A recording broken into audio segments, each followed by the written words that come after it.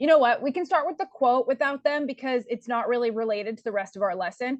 I just don't want to start the first writing task without them because then they'll get here and they'll be like, well, what? So let's try just that quote part and hopefully they can catch up. Okay, can you read this for us, please, Steve? There is no innovation and creativity without failure, period. Good. Burn Brown. Yeah, Brene Brown. It's an unique name. What do you think about what she says here? Well, like when people do experiments, to figure stuff out, they have to fail a lot to get better results. Yes. Why do they have to fail a lot? And are you talking Uh, about just experiments in particular? Like when you say experiments, do you mean like I'm thinking of this quote just in the realm of science experiments?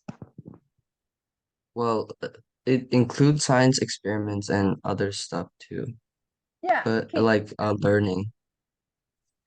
Can you give an example? Like if you want to learn uh like uh just learning in general, like if you learn, you get the questions wrong, and then you learn with you just like use your failures to improve. Exactly. And we could take this from science experiments all the way to learning how to ride a bike, right? Because when you get on that bike, you're not just going to go off and be perfect, right?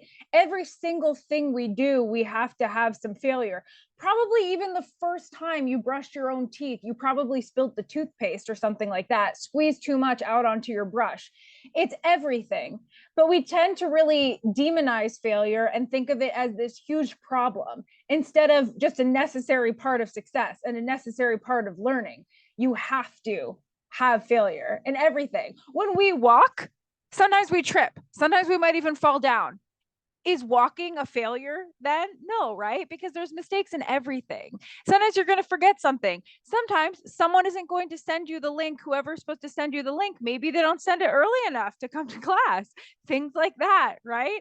There's always that aspect of failure in every single thing we do. Whether we end up being successful at it or not is another story, but we should welcome failure because it means that you're number one, learning something new, which is crucial.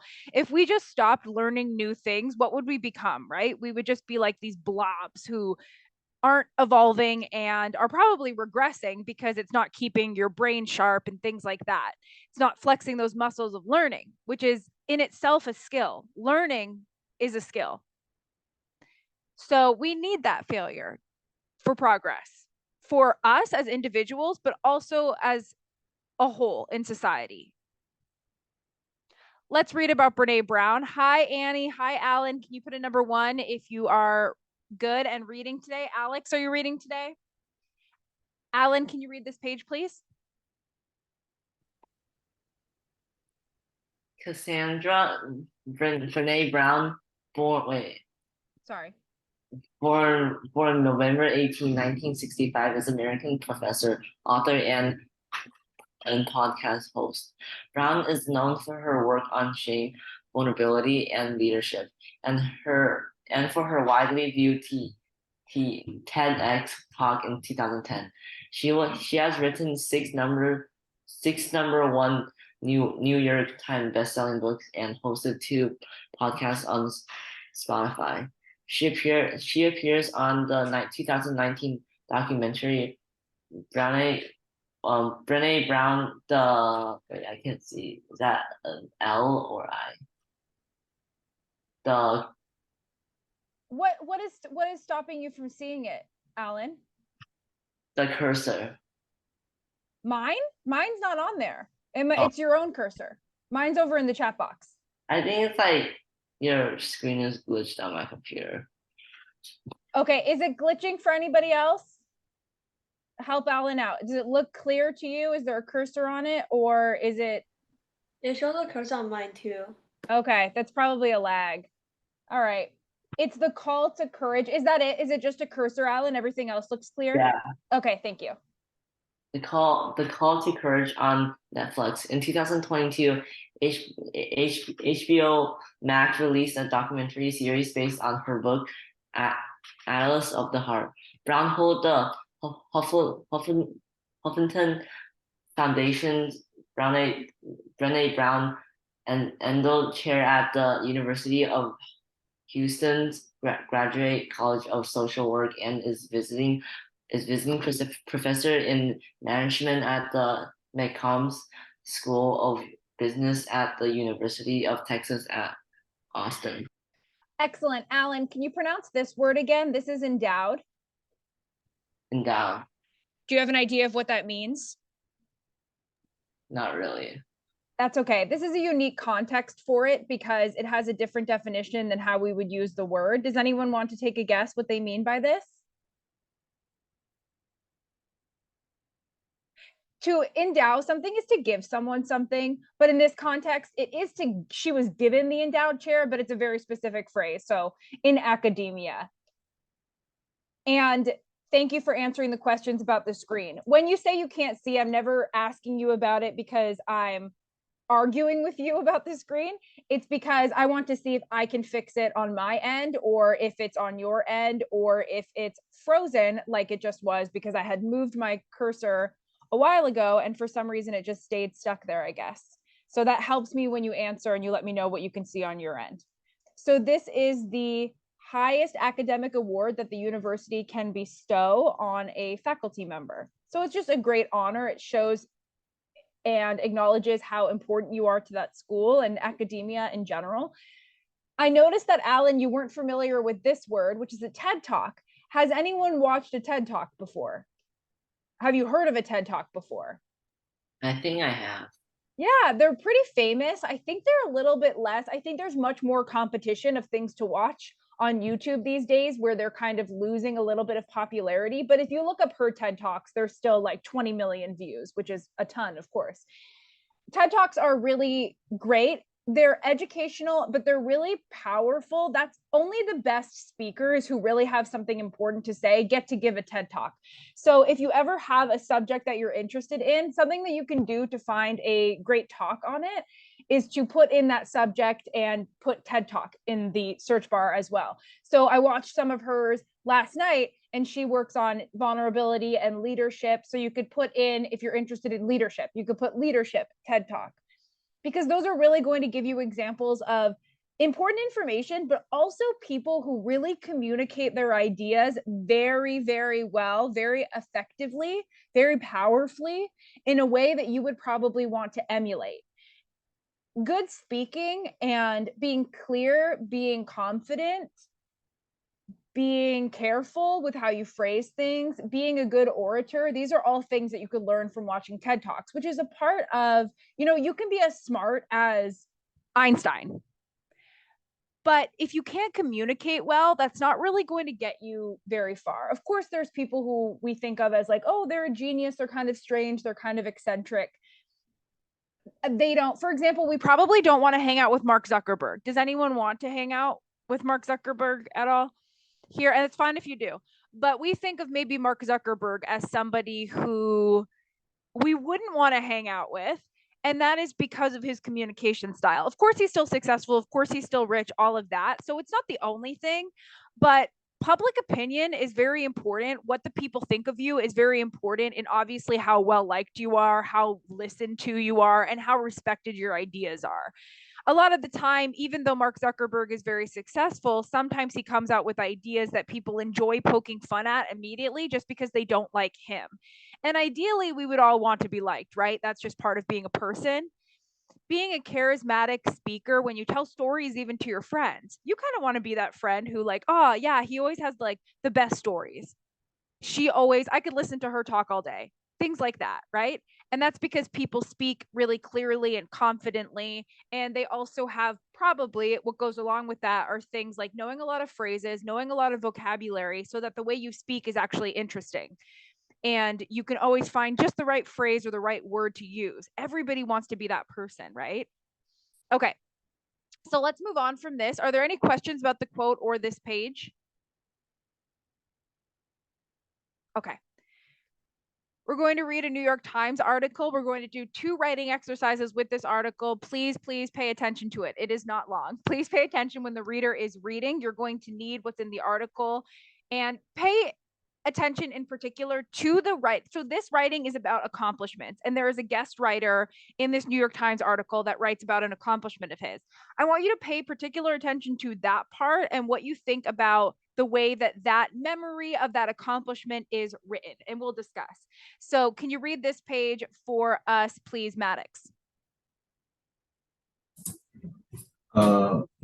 A guest writer argues that parents push kids too much to achieve rather than allowing them to pursue their own goals. Do you agree? Let's stop there for a second, because even in the subtitle, there is an interesting question that I want you to address, Maddox. Do you agree that parents push kids too much to achieve rather than following their own goals? Why or why not? Some parents might, like, because I've heard that some parents like couldn't achieve their own dreams like when they were a kid, so they want like their kids to like all like pursue their dream as well. Ooh, interesting. Let's go around the virtual room a little bit. How many of you agree with Maddox or have other thoughts on whether parents push kids too much to achieve certain things rather than pursuing their own interests? Annie, what are your thoughts? I think like I sort of agree with him because like this I feel like it depends on like the parent. Like some parents are more lenient, like other parents are more strict about what their children should achieve. Right. Of course, there's always differences, but let's think about the culture of parenting as a whole. Do we think this is a big issue? Do we think this is a small issue? Of course, parents are going to parent differently. Have any of you ever been told to pursue something because it was seen as prestigious or something other kids were doing or something that would help you later rather than your own goal? Like, have you ever had to choose between 2 different lessons, for example? So you can either take violin, you're going to have to give up chess, or you are going to have to take chess and you're going to give up soccer because chess is going to benefit you more academically, strategically. Have you ever been in that situation? And it could have not even been your parents, it could have been you, right? You might be choosing between 2 activities and thinking one is going to be more beneficial, even though you're more passionate about the other one. Anything coming up for you there? Steve, what do you think? No, I don't have any choice. You can't make your own choices, or you haven't been in that position before? I haven't been in the position. Okay. Do you think that parents push kids too much to achieve? Mm, uh, only for some parents, but mostly it's like they don't really care, I feel like.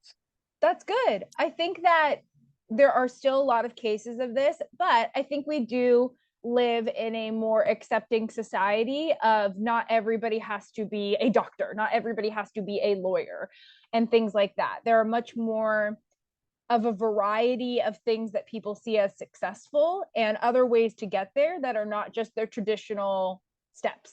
So Maddox, please continue the article for us. What are your most memorable accomplishments? Mastering a difficult song on the piano, getting a driver's license, learning to knit a scarf, shoot a layup, or perform a dazzling magic trick? Reflect on your own accomplishments, big and small. How many of them did you pursue on your own? How many were things that you wouldn't have gone after without the prodding of your parents, teachers, or other adults? Is one kind of accomplishment more fulfilling than the other? And what we lose when we push our kids to achieve. Adam Gopnik writes about the importance of self-directed accomplishment. When I was 12, I disappeared into my bedroom with a $40 folk guitar and a giant book of Beatles songs with elementary large type E to Z chord diagrams to follow. I had no musical gift, as a series of failed music lessons had assured me. It was actually the teachers who assured me. The lessons were merely dull and no real musical training. My fingers stung as I tried to press down on the strings without making them buzz, and my left hand ached as I tried, and for a long time failed, stretching it across the neck. Nonetheless, I worked my way through Rain, abbreviated to 2 chords, and Love Me Do, 3, and finally Yellow Submarine, 4 chords, or was it 5? And discovered by myself the matchless thrill of homemade musical harmony. Excellent. Maddox, can you comment on the writing style of the first paragraph of his writing about his accomplishment? Just what you notice about it and what you think of it. Wait, is that like the last paragraph? Yes. Oh,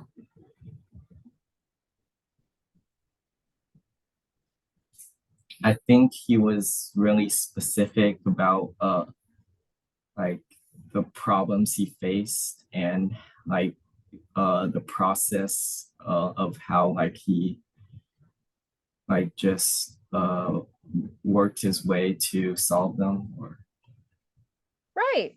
Yeah. And what do you notice about the way that he started the piece? Something crucial here that I'm trying to get at that I would like us to avoid when writing our own version of this. What do you think I might be getting at, Maddox, that I want us here to avoid when we start this exercise?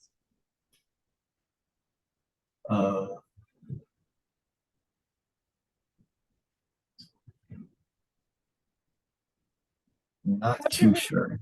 How should we start? When I give you the prompt, write about an accomplishment of yours. How should we start or avoid starting? Just don't start with something like when I was 12. It's kind of like a basic opening. Oh, well, not quite. The worst, if you think that's basic, you would be surprised at how many I would think I would get or do get when someone gets a prompt like that. They start writing, my biggest accomplishment was, a time I accomplished something was.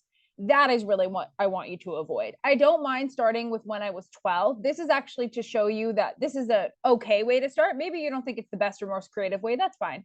But it's not starting with a time I achieved something. That is what I want you to avoid. So try starting in a more unique way. When I was 12, yes, is not the most exciting part of the sentence, but I like the rest of it. I disappeared into my room with a $40 folk guitar and a giant book of Beatles songs with elementary, large type, easy chord diagrams to follow. So the rest of the sentence is interesting and unique. There's not really much other way to say when I was 12. So start it off by some interesting details instead of just the most basic, oh, here's the prompt, I'm answering it in the most basic fashion. This is about you. And so there's really no specific requirements to fulfill except for telling a story that is surrounding an accomplishment. Anyone have any other comments on the way that he's written this piece so far?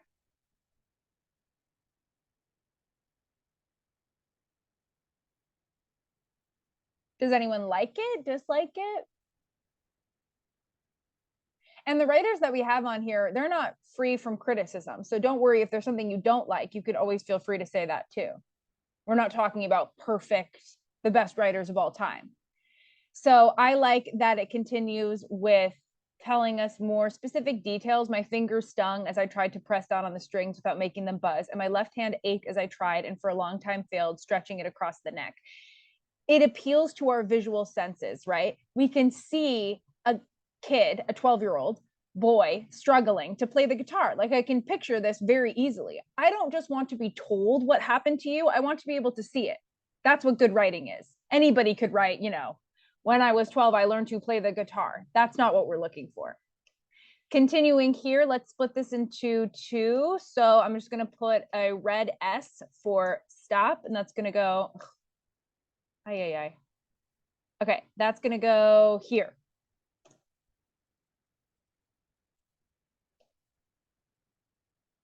I'm not good at Google Slides. I don't know what it is. So this first 3 paragraphs up to the S, can you read for us, Annie? No one asked me to do this, and surely no one was sorry the door was closed as I strummed and stumbled along after the nirvana of these simplified songs. But the sense of happiness I felt that week, genuine happiness rooted in absorption in something outside myself, has stayed with me. 50 years later, I'm still not a very good guitar player, but that week's work and the months and years of self-directed practice on the instrument that followed it become a touchstone of sorts for me and a model and foundation for almost every meaningful thing I've done since. It gave me confidence, often wavering but never entirely extinguished, that perseverance and passion and patience can make one master any task. Mr. Gopnik explains the difference between achievement and accomplishment. Achievement is the completion of a task imposed from outside, the reward often being a path to the next achievement. Accomplishment is the endpoint of an engulfing activity we've chosen, whose reward is the sudden rush of fulfillment, the sense of happiness that rises uniquely from absorption in a thing outside ourselves. Excellent, Annie. Let's look just at the rest of the piece about him playing the guitar. Can you say this word again? This is nirvana. Nirvana? Do you know what nirvana means?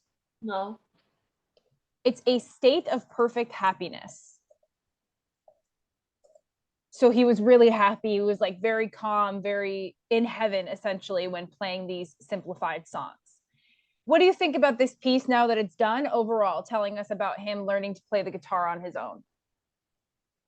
I think it like does like a really good job expressing the theme after telling us like the story. So Yeah, and it has a nice ending. It feels complete. It extends beyond just his 12-year-old self. It says it gave me confidence, often wavering, but never entirely extinguished. That perseverance and passion and patience can make one master any task. It gave him a touchstone and a model and foundation for almost every meaningful thing I've done since. At age 12, he learned that if you persevere with something, the feeling of being rewarded is worth it, and that nothing worth having comes easily, right? Because if you actually work towards something instead of just being given it, that's what gives you that sense of accomplishment. You're not going to get that from things that you're just naturally good at and are very easy for you. You're not going to get it at just being given things. Working for them is what makes you a master and what gives you that sense of accomplishment. So Annie read up to here, the last two paragraphs here. Can you read for us, Steve?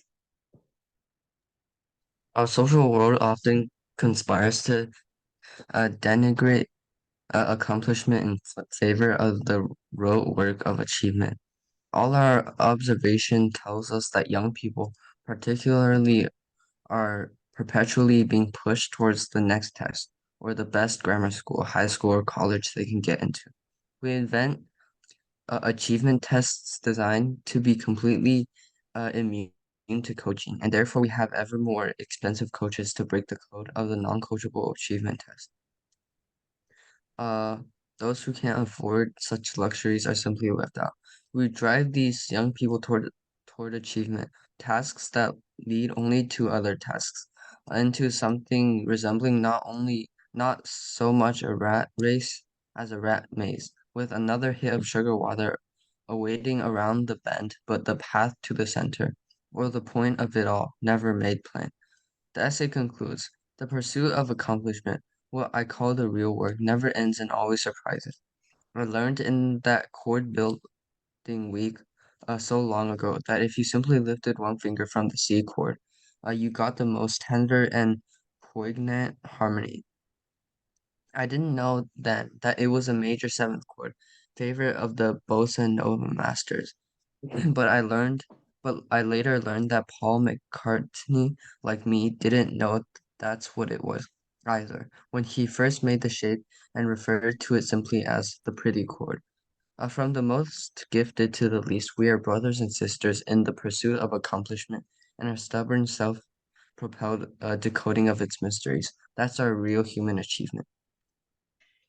Excellent. Any words that you didn't know as you were reading, Steve? Uh, it will denigrate. Excellent. Yeah, I think this is probably a new one for everyone in class.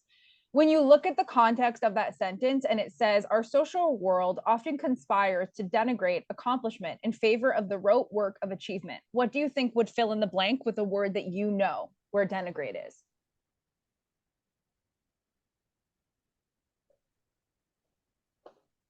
Force? Well, it doesn't make sense to say force accomplishment. I mean, it kind of does. That's a good guess, actually. So we know it's a verb. It doesn't quite mean force. It means that you put down something.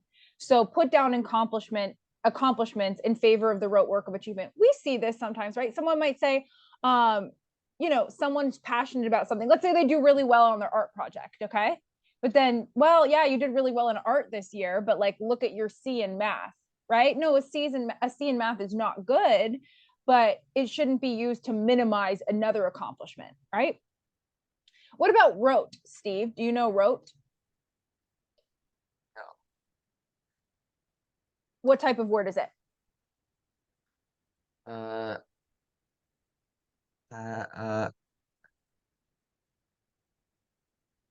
Adjective? Yep, you can tell because of its function in the sentence. Yep.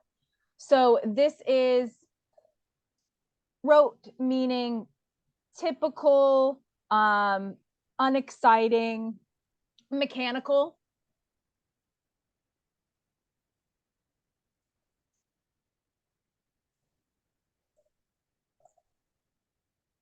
Kind of expected. Anything else that stood out to you on this page, Steve? What about poignant? Yeah, I don't know. What type of word? Adjective also. Excellent. So poignant means that something is emotional. Poignant means that something is powerful and it would conjure emotion in the person interacting with it. So you got the most tender and poignant harmony. So like a sad song, for example, would be poignant, a powerful song. Anything else from anybody? I think Steve pointed out and said he didn't know the words that were most obvious, but if there's ever ones that are unfamiliar to you, please let me know. You have to actually understand what we're reading to fully get the benefit from it. And then also learning new words is always a good thing. So on this page is Mr. Gopnik's explanation between the difference of achievement and accomplishment. And so you're going to write what you think about that. Because we use these words a lot of the time interchangeably, right? So he has created his own definition for the difference. Achievement being the completion of the task imposed from the outside, and accomplishment being the end point of an engulfing activity we've chosen, whose reward is the sudden rush of fulfillment. These are his definitions. You're going to write what you think about them. Is one kind of success more meaningful? Do you prefer projects and activities that are asked of you or ones that you choose yourself? Are there any questions before we start? Put a number 1 if you're ready to write, please, and you can go ahead and get started as soon as you let me know. If you have a question, please put a number 2. Or like I always say, you can come on the mic at any point and ask a question. You're always allowed to unmute your mic. Maddox and Alan are ready to go. What about Annie? What about Steve? Thanks, Annie. Alex.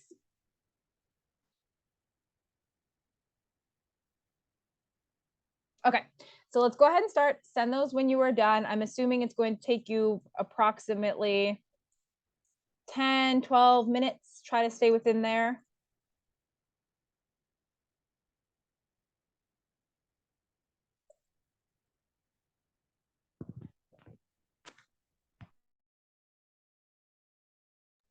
Okay, let's start our review.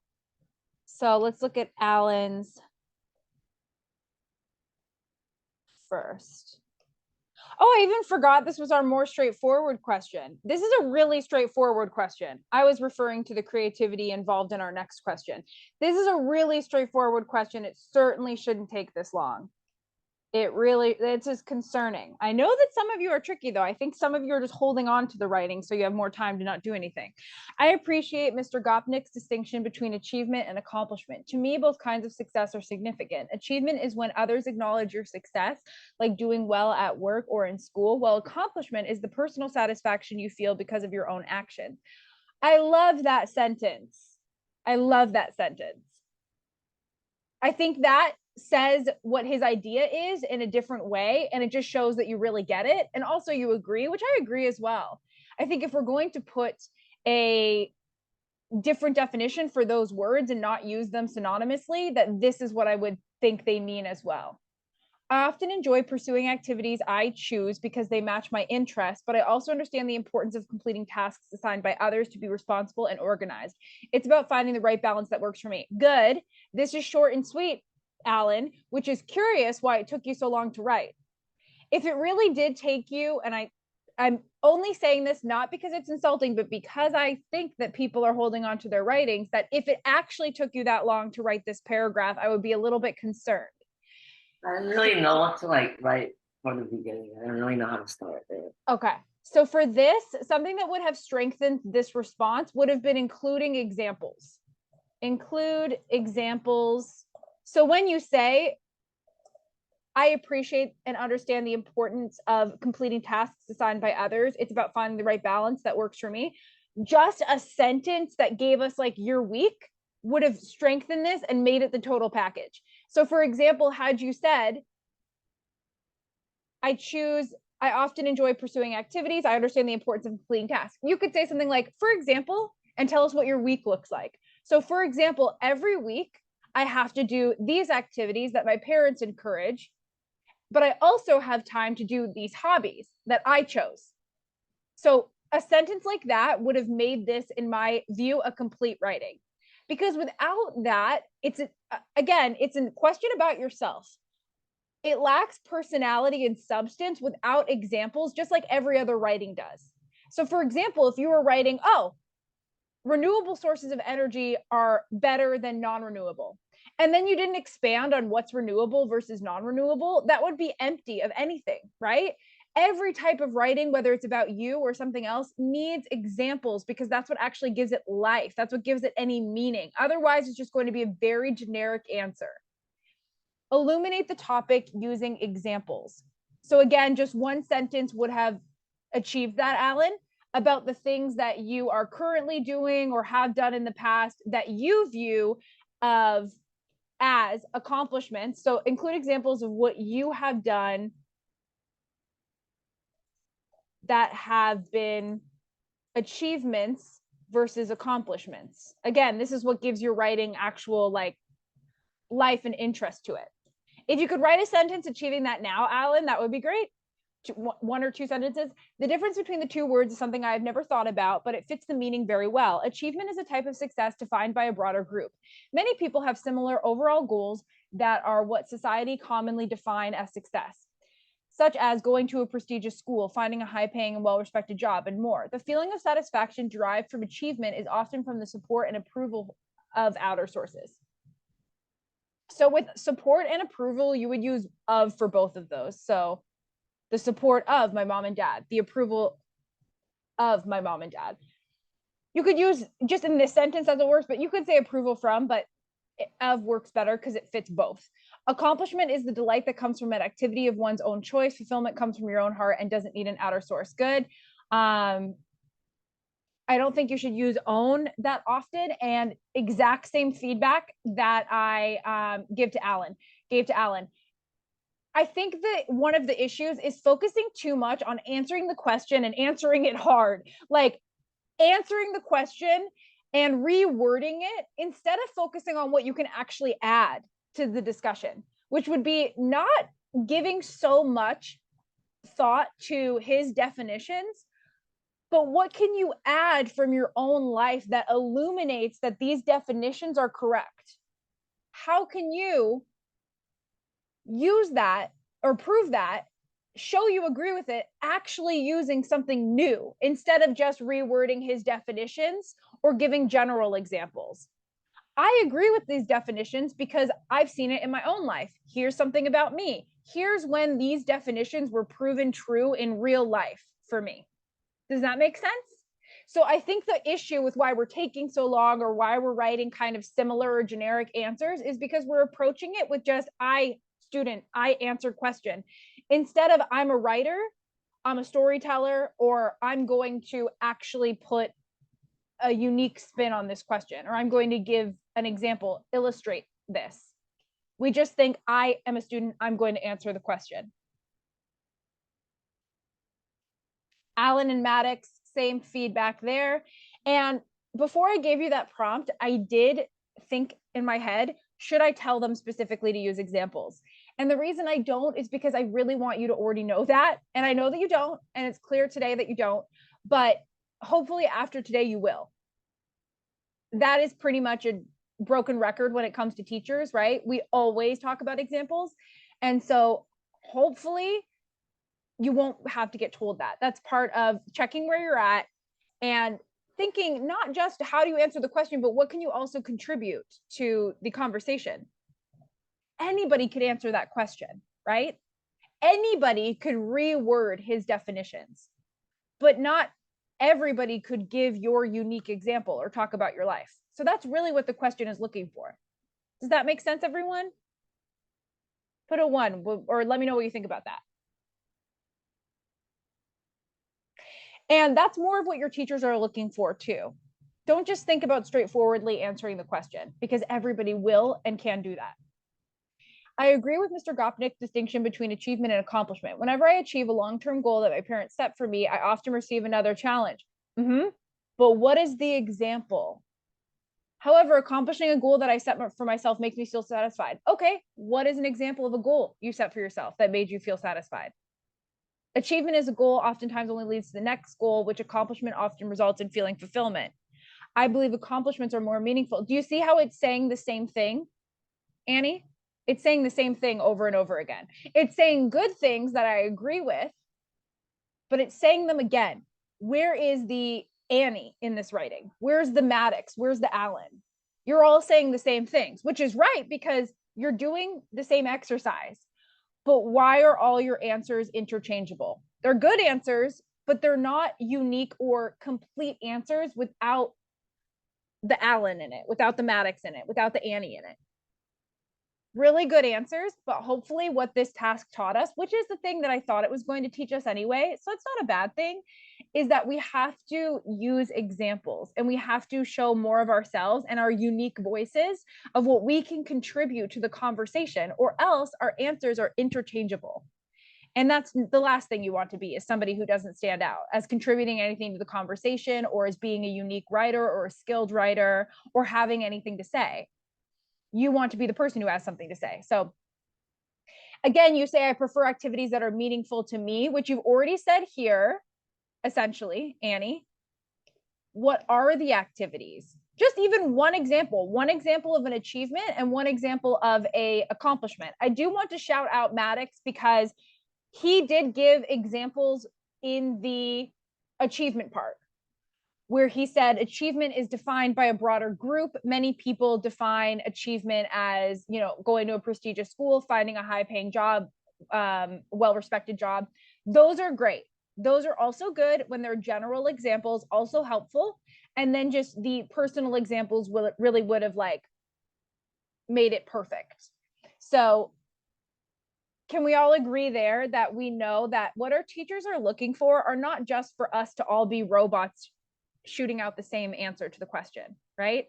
Imagine if Mr. Gopnik just wrote this article without, giving a personal example. It would lack any kind of relatability. It would lack any kind of real purpose, because it would just be talking about these things so generally. So make sure that you're looking out for including examples. Any comments on that? Do you all agree?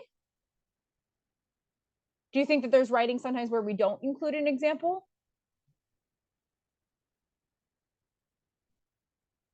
Okay.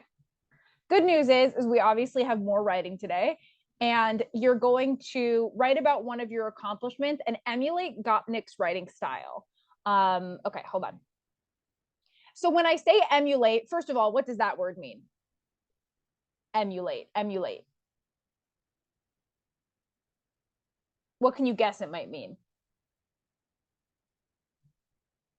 I used it earlier in conversation when we were talking about watching TED Talks and wanting to emulate the person on stage.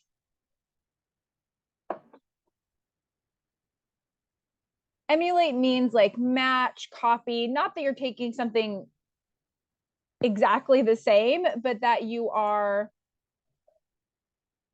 using some of their style, let's say.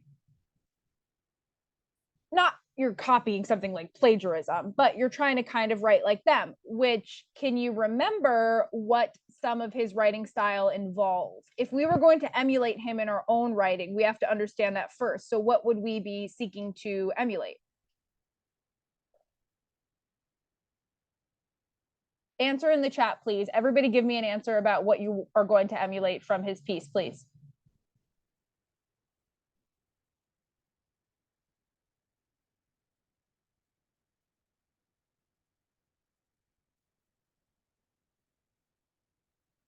Good. Okay.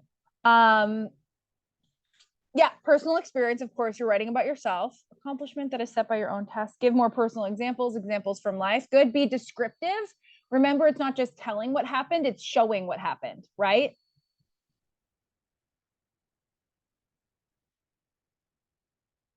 Learning something you enjoy or changing into a good habit. Changing into a good habit does not make sense, Steve.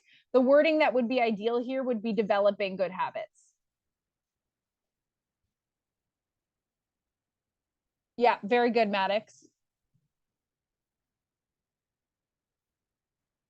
I like your general examples, Steve, but it's the same feedback as I gave to others, which is what about your personal examples? So same with Maddox, he gave good general examples like you did, but it's missing personal examples.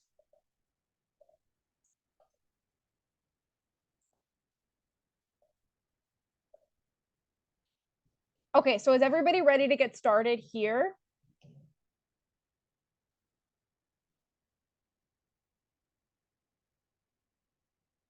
And then you can end it with writing about the self-discoveries that this goal or this accomplishment gave you, just like he did. That's how he ended his paragraph. So you could mention that at the end, which is the second part of the question. Emulate the writing style. Maddox said, give specific examples and use visual imagery. Give more personal examples, said Annie. Alan said examples from life. Good. Don't start in a cliche way, right? So know one accomplishment that I had. Start in a unique way. Start and show, don't tell. That's what some of you have said, but the proper, terminology for that is make sure you're showing the accomplishment. Don't just tell me what happened. Show me. Okay, so go ahead and begin if you haven't already. Submit in, not that anyone ever listens to this, but let's say 10 to 12 minutes again. I'll come on and I'll urge you closer this time to submit quicker. Immediately, Alan, I noticed that this writing, I can tell you did try to make the first sentence unique, but it is a little bit formulaic. The first time I did such and such is not the most original way to start a writing. I would suggest that a more exciting way to start a writing like this would be describing holding the bow and pressing the strings felt unusual and the sounds that emerged were far from the beauty. Okay. So, Alan, a really great way to start something is with onomatopoeia, and starting this with like screech, right? Think about that. Screech, and then you could start describing the first time I tried playing the violin was a bit nerve-wracking. Even that small change would make it so much more interesting. We can make additional changes like screech.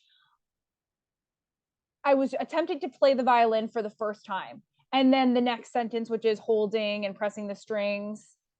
What do you think of that? And then that way it's, well, you don't need to say high pitched screech either, because there's screech is high pitched. There's no like low pitched screech. Like a screech is distinctly a high pitched sound. So you don't need to call it that.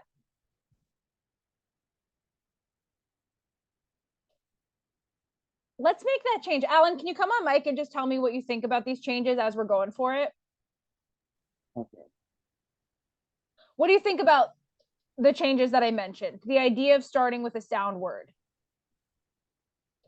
to like grab the reader's interest. Wait, for the onomatopoeia? Yes. Oh, I guess it works. You guess it works? Yeah. Yeah, I mean, it does. And it's more interesting than starting with just the first time I did this or that. However, I didn't let this initial struggle discourage me. Through consistent practice and dedicated efforts, I gradually enhanced my skill in correctly positioning my fingers on the strings and using the bow. These initial screechy and unpleasant sounds transformed over time into much more pleasing and melodious tunes.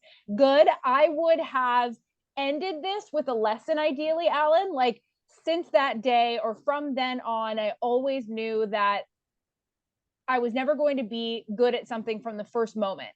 I had to persevere, and being good at something takes time. Like something like that would have been a great ending line to show this moment shaping you in a way and giving it more important consequences than just the violin.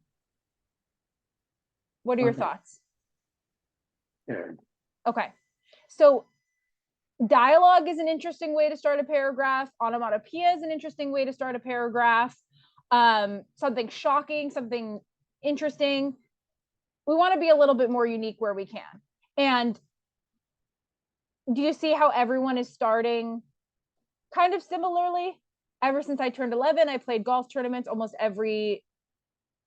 twice every month. Sorry. Ever since I turned 11, I played golf tournaments almost twice every month. During my first few tournaments, I didn't do very well. Most of my shots were very low and barely any distance to them. Keep that subject pronoun agreement in your mind, Annie, because this has been an issue. Not terrible, obviously, but it's just a little thing that you can work on. When you say shots and then you say it, shots is plural, so you need them. As expected, my scores were on the lower half of the leaderboard. However, as I learned and practiced more, I began hitting higher and farther shots, and my score improved. My name slowly moved at the leaderboard. In fact, 2 weeks ago, I earned tied first. Having earned in there is confusing. I tied first with 3 over par. I tied first place would make more sense. I tied first place with 3 over par. My best person. Okay. And I have a suggestion for you of how you could make this interesting, Annie.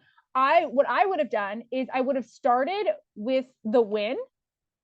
2 weeks ago, I won first place. I mean, I don't even know if you need to mention the tie because you still won first place, but 2 weeks ago, I tied first place with 3 over par at a golf tournament, my best personal score so far. And then a few years ago, I never would have thought this was possible. And then talked about your progress. This accomplishment taught me that perseverance will always lead to success. I would have done like a retroactive like timeline, start with the success and then take it back and say like a few years ago, I never would have thought this was possible. Something like that, that makes it really interesting and unique. Starting with the success is, starting with this big win too is more interesting than starting with ever since I turned 11, I played in golf tournaments. Annie, what are your thoughts? I think I agree with you. That would have been cool, right? So we need to step out of the box a little bit, everybody. And I know that you're capable of it. And that's why those are my suggestions, because I want you all to stand out. I want your teachers to be really impressed. I want your future professors to be really impressed that you're not just doing the same thing as everyone else. That's the reason for being here, right? How many kids do we have today? Like 6.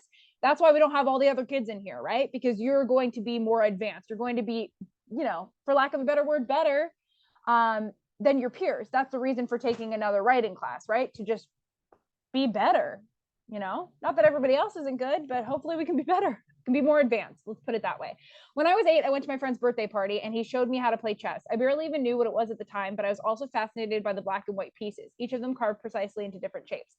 One even had a horse's head on it. My friend taught me how every piece moved around, how to win, and even how to make special moves such as castling and en passant. I loved how each piece could just move across the entire board and suddenly win the game. After I left, I decided to join my school's K5 chess team. K-5 chess team. At first, I was just a rookie who couldn't even remember the rules, but I always went to chesskid.com to do my daily puzzles and improve my theory. And a couple months later, I rose to 4th place on my team. Our coach informed us of a city chess championship, and I became interested. Although not having high hopes, I won the first 4 rounds with ease due to my inexperienced opponents. My teammates were lucky, however, having to face the strongest player in another school. Unlucky. The first round was a championship between me and that player. I was nervous, but the confidence from the previous rounds assisted me in somehow winning. I won a trophy taller than me, and the accomplishment I felt was unmatched. I love the little pieces of personality in here, Maddox. Obviously, Maddox is the longest one, so we do learn the most about him and his accomplishment. I love the little injections of personality, like I won a trophy taller than me. One even had a horse's head on it, showing like your awe and your lack of experience at the first moment encountering chess. It gives us so much of an idea of who you are. And it's cute little details because obviously like you were younger, and these are cute little details that we can imagine a boy receiving a trophy that's even taller than him. That's so like specific and cute little imagery. And it doesn't stand out as, oh, I'm stopping to give you imagery. It's just these details sprinkled with throughout, which is how the pros do it. You don't stop and describe the trophy. You add a little detail like I won a trophy taller than me, and the accomplishment I felt was unmatched. But let's go to the opener. What do you think about your opener, Maddox? And do you have an idea of how it could be improved now that we've critiqued the others? As far as that opening line, which as everyone, as a reminder, that should be a hook. It should literally grab the reader and drag them in to the story, to the paragraphs. And I don't know if anybody here has done that so far. I think you would all agree, but that's what we're here for, to improve something like that. So what do you think, Maddox? I feel like my introduction is just kind of boring. It's just like not even as interesting as like my middle section. So how can we make, yeah, what do you think? I agree. And your middle is interesting, so it just shows like how much it pales in comparison to where you really got going, when ideally we would be at the same level all the way through. Ideally it would start strong, the middle would be strong, and the end would be strong. So for this particular topic that you've written about, what would be an interesting, appropriate way to start this paragraph?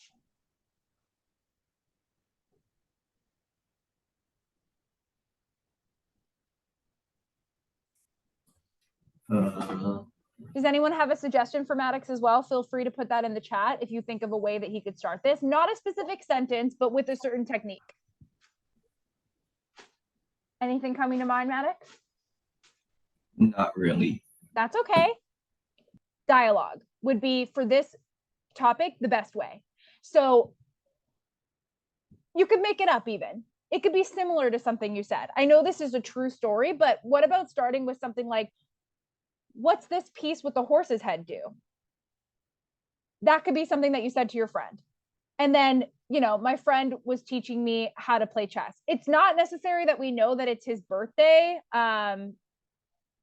or even that you were 8 necessarily. Like these details, I went to my friend's birthday party. That birthday party doesn't come up, doesn't matter. But starting with dialogue, like, what does this one with the horse's head do? And then describing how you're playing chess, right? Right? Isn't that interesting and better? I hope everybody understands what we're going for here. It's to not give all the information at the start. You don't have to just lay things out. Like, I was 8. I was at a birthday party. My friend was teaching me how to play chess. How can you communicate those things, or the necessary things, in a more interesting way? You don't have to tell them that it was the birthday party, because that really doesn't matter, right? Your age might not even matter. You don't have to lay things out like you're talking to, like you're giving a police report. I was 8 years old and I was at this location, right? It can be more creative than that. So I would suggest dialogue in this case would be awesome, Maddox. It fits perfectly with the rest of what you've told us here. What do you think about that, Maddox? I think that makes it a lot better. Yeah, okay, great. That's what we're here for. Perfect. But these are great. And you showed a lot of strengths in particular today, Maddox, with you using examples in your earlier writing and then personal details here today. I think you really understood my earlier critique, and you can take it even further, that you're definitely capable of that. I would have liked to see like more imagery, Annie, like we spoke about. Pretty good imagery here, Alan. That's one of your strengths where I can see you practicing because you're talking about what you were doing, like holding and pressing the strings. Just a little bit more creativity and personality could be in yours. Awesome. And anytime you want to work on something from class, like I would suggest rewriting with a different opener, more personality for all of you, just a bit of refinement and putting that on the forum if you can. That's a really quick thing you can do to improve, is just taking something you've already written, but making the improvements we spoke about and submitting it on the forum. That would be a really good exercise that probably would take you 5 minutes to just punch these up and improve them with the edits that we discussed. And then that way, because you did it, you're more likely to do it in the future through doing it rather than just listening to me talk about it. That would be a really quick way to do more writing and improve, take those things that we're speaking about, but actually put them into action. I don't know why I put an exclamation mark here, like I'm excited.